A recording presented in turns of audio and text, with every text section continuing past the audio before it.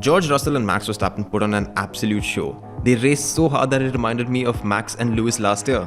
But Russell won the sprint race with Carlos in second and Lewis Hamilton in third.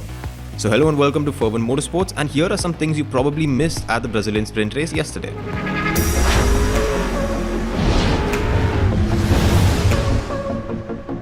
The Alpine car started the sprint race in 6th and 7th. They were running in great positions when this happened in the very first lap. A few seconds later, there was another incident with this. Both of the cars were damaged and they finished the race in 17th and 18th, which was a terrible race for Alpine. Considering that their main rivals are McLaren and not really each other, it was pretty terrible. Now, the FIA found Fernando Alonso guilty for driving into Ocon, so Alonso was given a 5-second penalty for dangerous driving.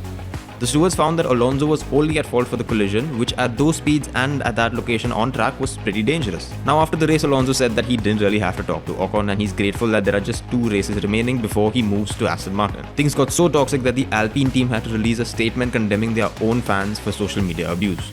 The relationship between both of these drivers is finally coming to a boiling point. There have been sparks of friction all season long, but it seems like there's finally a fire from these sparks. Speaking of sparks and fire, we did see an Alpine on fire, but this was after the race. When the cars were parked in Parc Fermé, Esteban Ocon's car caught fire. This might be distressing for the Alpine team. The cause of the fire is suspected to be a brake issue. However, the more pressing concern is the possible damage. If Ocon's car suffers from too much damage and the team need to change parts, he might have to start the race from the pit lane, which is not really ideal for the driver or the team. At 300 km/h, Lance Stroll did this to his teammate, who happens to be a 4-time world champion. Now, Vettel didn't really complain over the radio and he continued his race. He managed to overtake Lance in the following lap. But the FIA were waiting for Stroll. They hit him with a 10-second time penalty and 3 penalty points on his super license. Now, there are no complaints over here because it was a pretty bad move, and it's a similar thing to what Stroll did to Alonso at the US Grand Prix. Kevin Magnussen was the man in the limelight. He scored his first ever career pole position. However, he was in a HAAS car and they're pretty slow in a race compared to anyone else.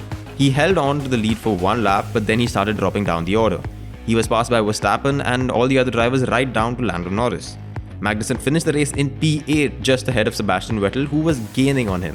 While Kevin Magnussen lost 7 places, his teammate Mick Schumacher started from 20th and he made up 8 places. He was on a charge because his Formula 1 career is on the line. No driver made up more positions than him during the sprint race. He'll start the Grand Prix from 12th, which is a great place if he wants to score possible points on Sunday. Pierre Gasly needs 2 penalty points to get a Formula 1 race ban, and it seems like the FIA is doing everything possible to make that happen.